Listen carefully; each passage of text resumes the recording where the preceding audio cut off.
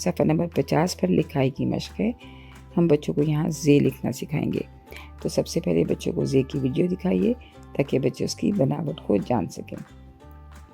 اس پر بچوں سے کہیے کہ پینسل کو نقطہ آغاز پہ رکھیں، تیر کے ساتھ ساتھ لکھیں اور اوپر ایک نقطہ لگائیں، یہ ہے زے۔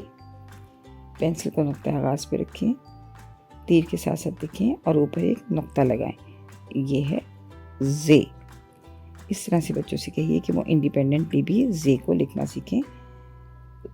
جب وہ یہ مکمل کر لیں، تمام لائنز پر زے لکھ لیں۔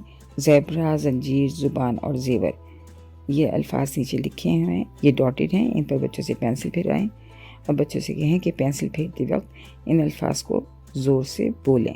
تو اس طرح سے وہ لسننگ بھی کر رہے ہیں، اسپیکنگ بھی کر رہے ہیں اور ساتھ ساتھ دیکھ رہے ہیں تو ریڈنگ بھی کر رہے ہیں۔ تو یہ بچوں کی آگے جا کر لکھائی میں بہت زیادہ مددگار ثابت ہوگا۔ شکریہ۔